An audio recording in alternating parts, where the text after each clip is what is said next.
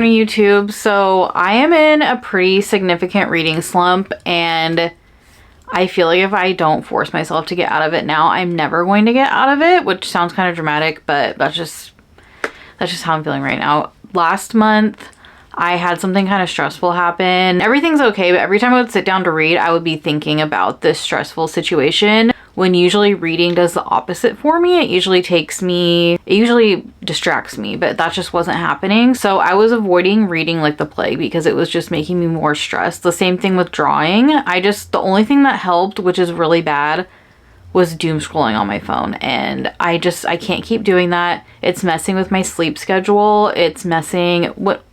I'm the type of person, like, when one thing goes out the window, everything goes out the windows. Yeah, sleep schedule is so bad right now.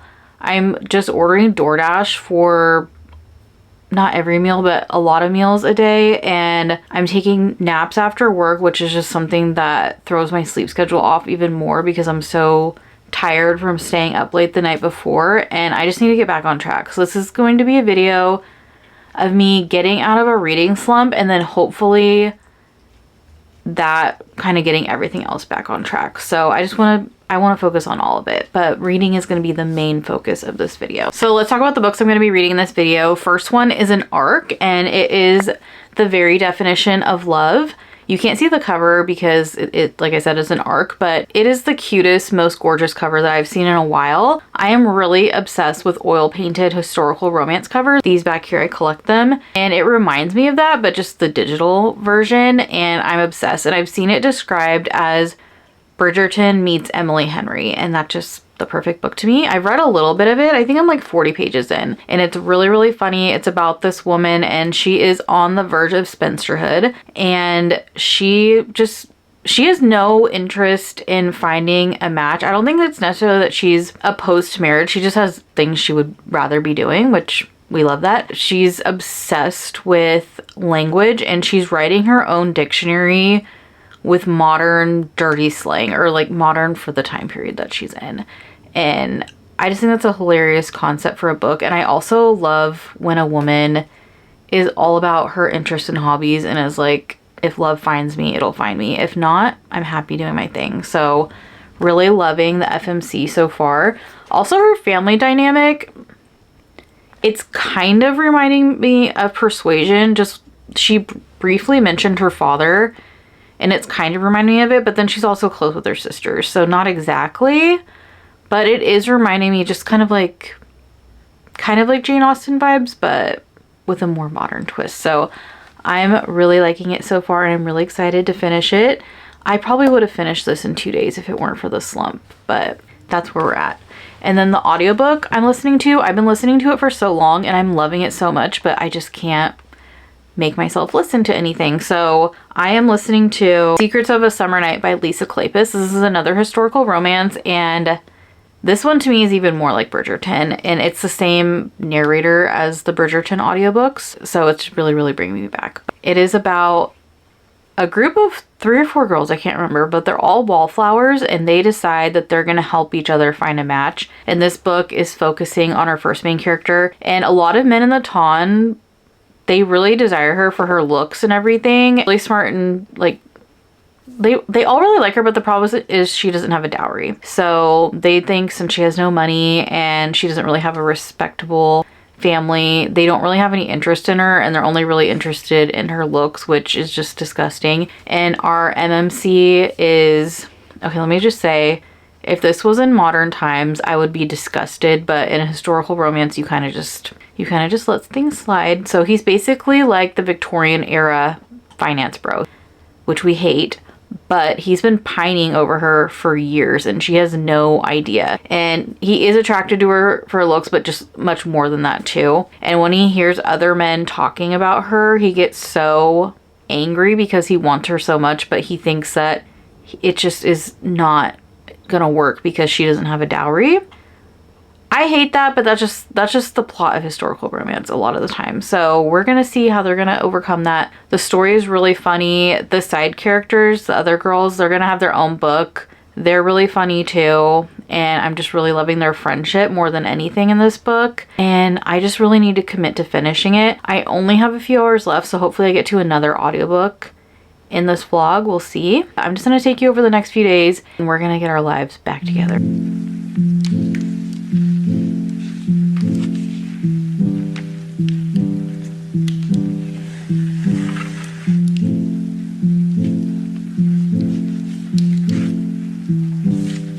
Okay, so right now our FMC, she's at a social event of some kind. I can't remember what it is, but she's supposed to meet up with someone that she writes letters with, and it has something to do with her dictionary, I think. I don't know. It's some man that she respects a lot, and she's so excited to meet him in person.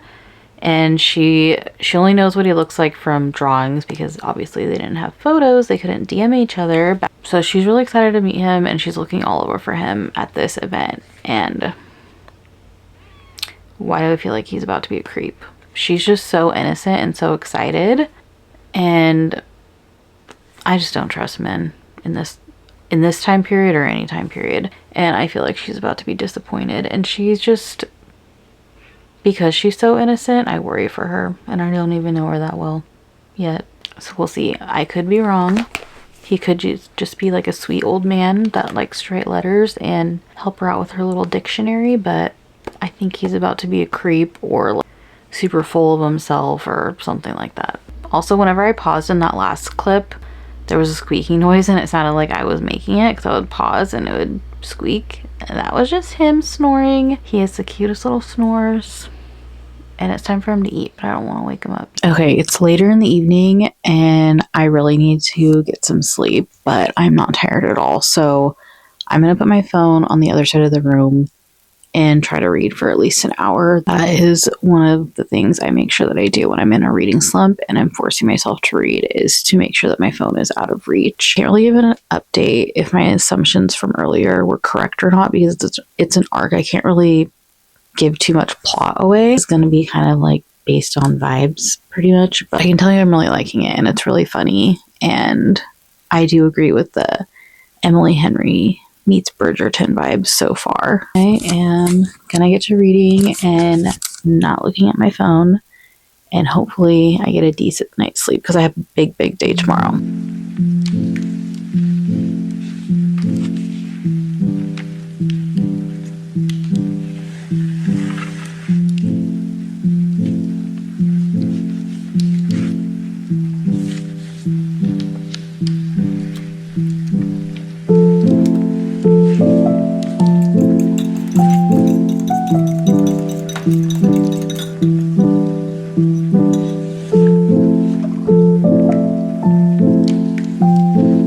Heatless curls last night and I feel like I look kind of like Dolly Parton, but I love Dolly Parton, so it's okay, and they're gonna go down. It's okay. I did read for like an hour last night and I was so proud of myself, and I was like, yay, now I can go to bed. I didn't doom scroll and I'm gonna have a good day. And then I ended up staring at the ceiling for like 2 hours just thinking about things that I don't really need to be worried about, but for some reason I was. And now I'm tired and I have a really big day today, but I'm just gonna have some coffee and hope for the best. I'm getting ready for work right now and I've been listening to my audiobook, and it's that we're having the trope where she just got injured / she's sick and he's taking care of her. And I love that trope so much. Yeah, it's just really showing this guy's sweet side instead of just his finance Victorian bro side. There was also this guy, they were talking about this man that he's friends with. He's an Earl. I don't know how old he is, but whenever I think of Earl, I just assume that they're older. It just sounds like an old man name, but I guess they could really be any age. This man, the MMC, his name's Simon. That's another reason it's reminding me of Bridgerton. He is, I guess he's lower class, but he's always at these events with the ton. That's something I want to look up because I notice that in books a lot where they're not part of the ton, but they're still at balls and just social gatherings and stuff. And I don't understand how that works. I mean, I feel like everyone should be allowed to go wherever they want, but obviously that's not what a lot of people thought during this time. But anyways, he was saying like, oh, he's part of lower class, but he loves money and I just want to pick his brain about it. And this guy's the Earl. He's like really into the Industrial Revolution, I think is about to happen. So yeah, I'm like, cool. We have our Victorian finance bro and our Earl AI Mr. Google. I'm gonna give them the benefit of the doubt.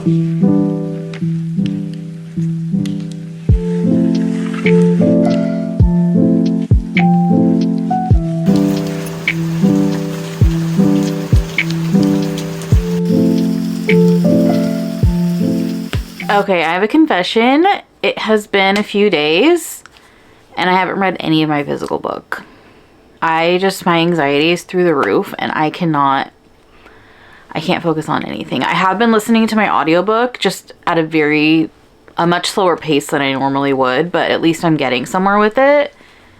But today I do want to get out of the house just for my anxiety, and I decided I'm going to go to a bookstore, which buying more books in the middle of a reading slump is probably not the best idea, but I just need something to, like I said, get out of the house and get my anxiety out of my system. If I stay home, my mind just starts going. So I'm gonna try to get out of the house. I'm gonna finish getting ready and I'm gonna take you guys with me to the bookstore. I think I want to go to Half Price Books and I want to look at their mass market paperback section. And I also want to look for a copy of, what is that one movie that just came out?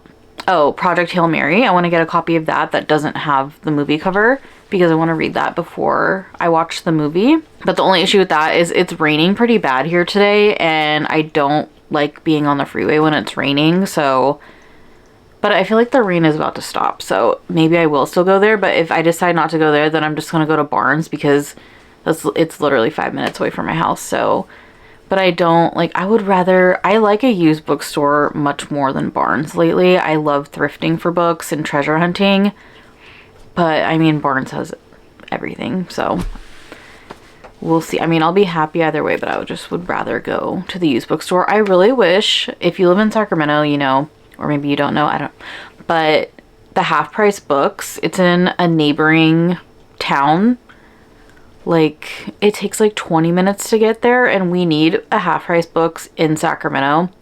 I mean, I say that, but also there's so many amazing local bookstores in Sacramento, and I wouldn't want another big box store to come in and ruin that for them. But I do wish that it was a little bit closer because the town that it's in, the only thing that there is to do there is shop. So I don't really like going there. I mean, I go there for Half Price Books, but other than that, like, I don't need to go to a whole nother town that just has like TJ Maxx, and they have that everywhere. And that's literally all that this town has. There's nothing else fun to do there besides go to the bookstore. But that was a really long explanation. I am gonna probably go anyway because I'm obsessed with collecting mass market paperbacks and they always have a good selection there.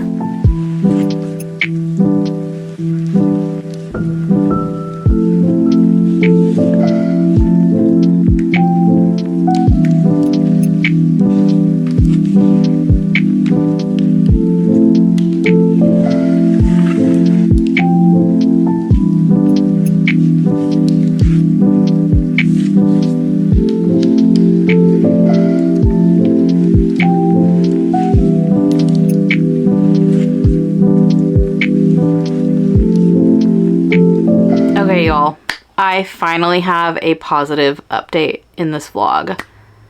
I'm not declaring that my reading slump is over, but the thing that was causing it is over. So basically what happened, I didn't want to say anything earlier in the vlog, but now that things have worked itself out, I feel okay to talk about it.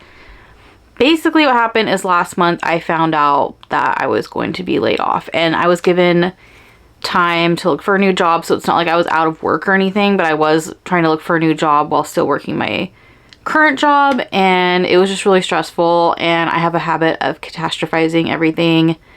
I don't know if I just said that right, but I basically was like, I'm just never gonna find a job again, or I'm gonna be on unemployment for 6 months and then maybe I'll find a job like in the winter. Like, even though I was getting so many interviews and getting really good feedback, I just always assumed the worst, and I was like, I'm screwed. I'm never gonna find a job. But everything worked out, and I'm actually starting a new job in a couple weeks, and it's with a group of people that I already know and love so much, and I'm really excited. So, and I just feel like the biggest weight lifted off my shoulders, and I just feel like once I finished all my onboarding stuff, I'm like, I feel like a different person already. And obviously I am excited to read again.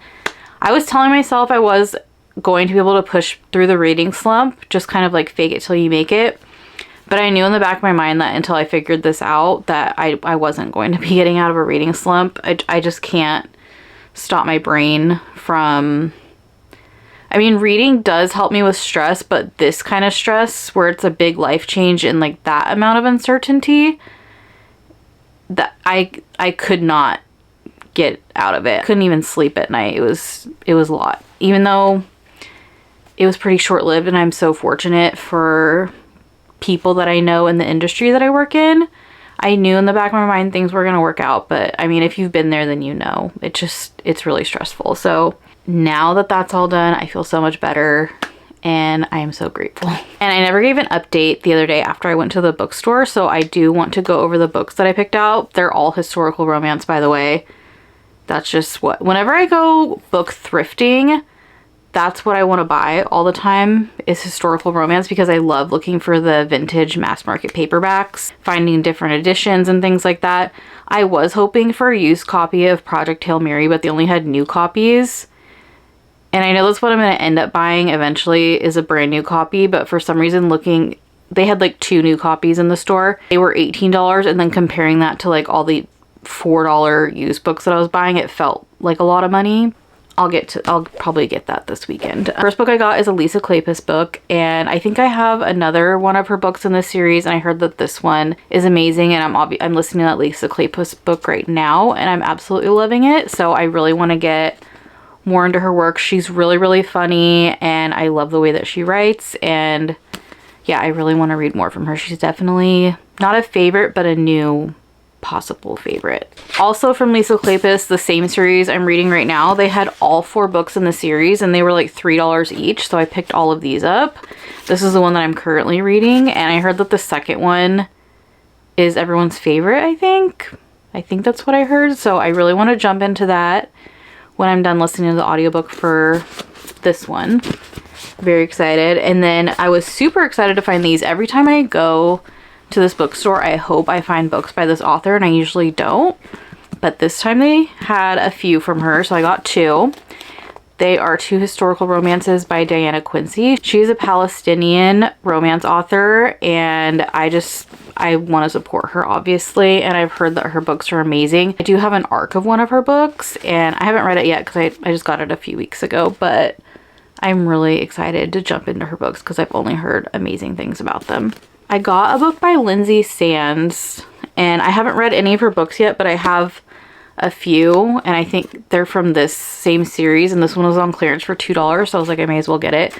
And I really want to get more into Highlander romance. I was reading one by Tessa Dare. I put it on pause. I was really enjoying it, but because of the reading slump, I couldn't get through it, and it wasn't fair to the book, so I put that on pause, and I listened to an audiobook of a Highlander romance last month, and I absolutely loved it. And just, I'm a big Outlander girly, so I love a Highlander romance. And then probably my most exciting finds of this trip and the last 3 books that I got are these 3 books from the Bridgerton series. Now, I'm gonna be honest, I just finished reading this book last month and I did not like it. This is Eloise's book, and I love Eloise in the books and in the show, but her book just did not do it for me.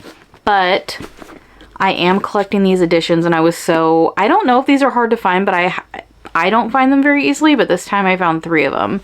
They are the editions that have the step back with the art in them. Oh no, I think I just ripped it. That is not what I imagined Eloise to look like. Anyways, one is Penn and Collins' book. Is this what, I didn't even, oh, this is gorgeous. This is Gregory's book. This is like a newer copy, but it also has the step back in it.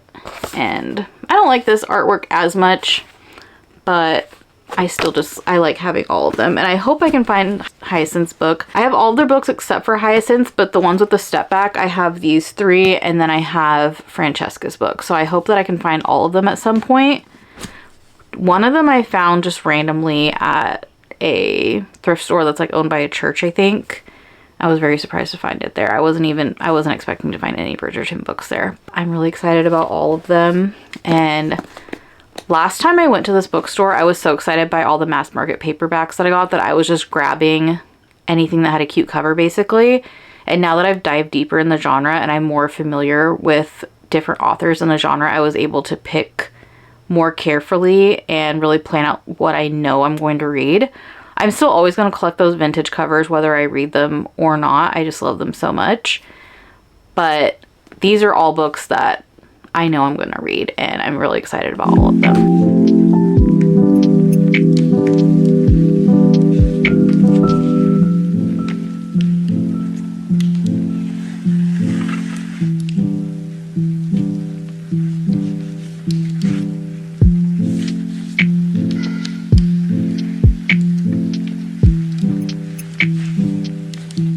Okay, not to be dramatic, but I feel like a whole new person. I'm so relieved just from what I talked about the last clip that I talked. Just my whole attitude has shifted around. I have energy. I've been going outside, getting in the sun. I've been reading. I feel so much better from where I felt at the beginning of this video. And I don't know if I was making it apparent because I was trying to be very vague about it and just not say too much about what was going on. So I don't know how obvious it was that I was stressed, but I was really, really going through it. And I just feel so much better. And I got a lot of reading done yesterday. I'm finally almost done with my audiobook. It's taken me so long to listen to it, and it's not even that long. But now I can actually listen to it and not think about my life. And I've gotten a little bit of this done. I can't really say too much about this book because it is an arc, but just know, I feel like this historical romance, when it comes out, is gonna be like the historical romance, and I think it's gonna be popular with people that even don't read historical romance that much. If you read contemporary romance, I still think you're gonna like the writing in this a lot, so I highly recommend it. I think it comes out in June. I'll put the date up here when it comes out, but I really, really love it. And then I am loving the audiobook that I'm listening to. I think I have like an hour left, so I'm gonna be doing stuff around the house today and listening to that. I'm also dog sitting my sister's dogs, so maybe I'll listen to it when I'm playing catch with them outside. I don't know if I want the neighbors listening to it, so we'll see. But yeah, I'm just really excited, and I'm so happy and just so relieved. And I don't know if you can tell my mood from the beginning of this video, just how stressed I was, because I was kind of trying to play it off like internally. I was freaking out, but I was just trying to tell myself things gonna be fine on the outside so that I wouldn't feel it on the inside, but I was definitely feeling it. It helped a little bit because it did make me feel a little bit more optimistic, but it was affecting things like reading and other hobbies I like to do. The thing that was really helping me a lot was spending time with my friends. So all of my best friends I met at work. Some of us live further away now, so we can't all hang out all the time. Those friends that live close to me, we started bowling maybe like once a month, and we want to continue. Obviously, just spending time with them and doing stuff like that really, really has helped me a lot. Also, I think I'm gonna be getting a new camera soon. I'm making that my gift to myself. I get my PTO paid out at the end of my job, and I'm like, I really want to treat myself to a Fujifilm camera because I want something that takes really cute pictures too. This camera I'm filming on now, it's great for video but not really great for pictures. The camera I picked out is supposed to be good for both, and I want to be able to take more like it's aesthetic videos, and the colors on Fujifilm cameras are amazing. So I'm just really excited for a new start. And I can't believe like a week ago I was kind of like in a panic mode, and now I feel so much better. And the sun is shining, and it's Coachella weekend too. I'm not there, my sister is there. That's why I'm dog sitting her dogs, but I'm gonna get to watch the performances. And yeah, I'm just really happy. So I'm gonna finish up my audiobook today and read this throughout the day.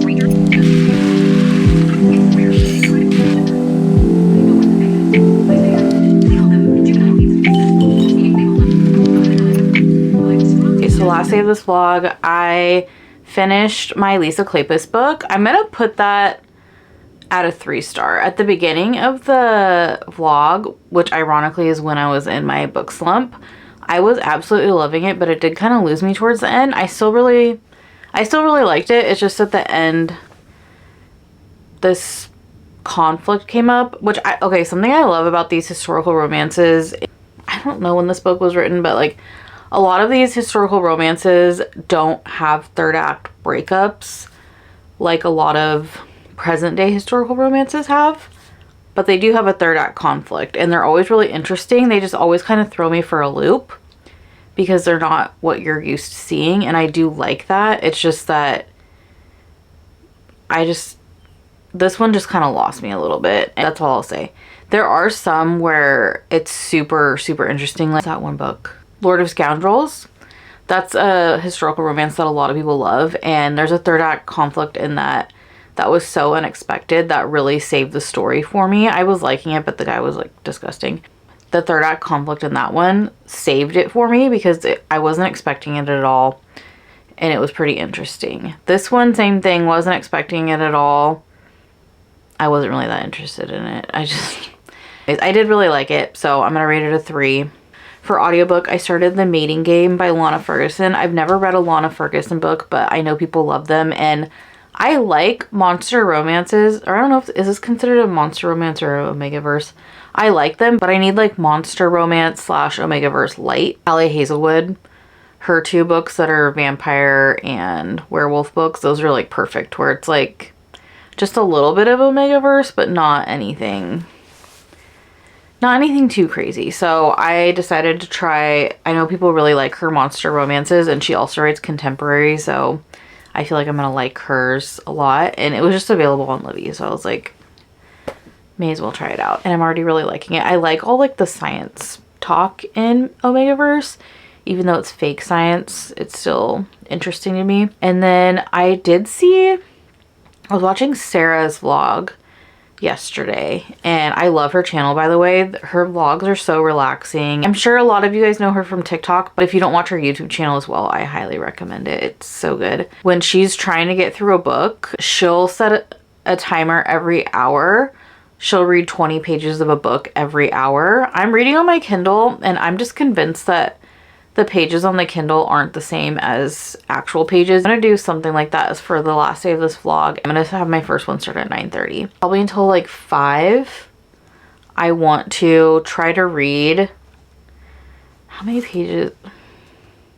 I'm just gonna say every hour I'm gonna read for 15 minutes today, which doesn't sound like a lot, just 15 minutes, but I have a lot to do today, and I just want to take some breaks, and I feel like I'm getting out of my reading slump, and I just want to keep that momentum going today, especially for the last day of this vlog. Probably won't vlog every single time I stop and read, because this video, I've already been filming it for quite a while, and I don't want it to be too long. It's a plan for today, and then we'll be all wrapped up for this vlog. And I just want to say, still, I'm so happy that I feel so much better, less stressed, actually reading. I was so excited to start a new audiobook this morning. This vlog isn't a success in the sense that I found a way to beat a reading slump. Really, the only reason I beat the reading slump is because the thing I was stressed about went away. Not really anything you can learn off of this vlog, just maybe something you can maybe relate to.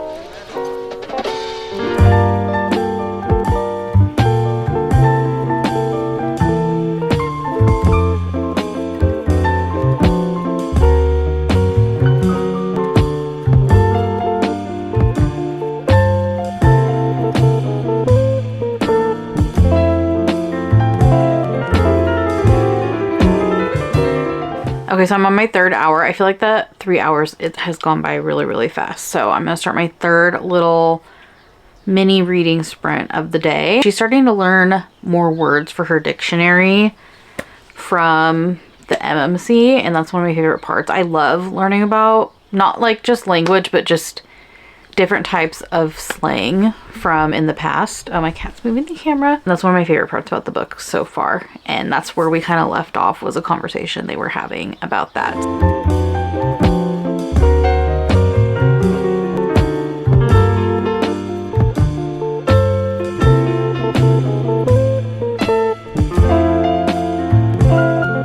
I realized I didn't film an outro for this vlog. I did continue doing the 15 minutes of reading every hour until about 5 p.m.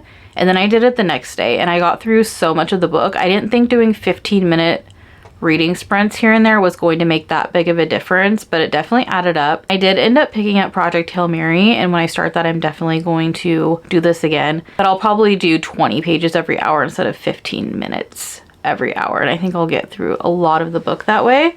So that is the end of this vlog. I realized it wasn't the most fun or aesthetic thing to watch. Looking back at the footage, honestly, I was like, I don't even know if I should post this. I want to make my vlogs fun and cute, and that's not what this was. It was very real, and I started this vlog out wanting to do getting out of a reading slump and getting tips to get out of it. And then I quickly realized that my mental health just wasn't going to allow me to do that, and I just accepted it. Luckily, by the time the vlog ended, I found a job, and that helped me get out of my reading slump. But I do feel like I was very realistic in the sense that if someone told me that they were in a similar situation, I would probably give them the advice of focus on your hobbies, focus on the things that you love, and that will help you. But realistically, I learned through this process that that's just not always possible. Even though reading is something that can normally help my mental health, sometimes if you just have something so big in your life happening, it's okay just to accept that the things that normally bring you comfort aren't always going to be able to. So I didn't really give a lot of advice on how to get out of a reading slump. I kind of just showed something very real that a lot of people are going through. There are more and more layoffs happening every single year, and it's really, really scary. And I hope that someone watching this at least can, if they're going through a similar situation, they realize that they're not alone, and it's okay just to give yourself grace, and it's okay to bed rot every once in a while and do nothing if that's what you need. Thank you for watching this vlog. I'm very happy I made it through to the end of it, and I have a job and I'm out of my reading slump, but I'm not gonna pretend that I did it in some super motivational way or that I really conquered my mental health. I just got lucky, really, and now I'm in a better place, and I'm very excited. Very excited for future vlogs, and like I said, I probably will be getting a new camera pretty soon, so more fun vlogs hopefully coming up.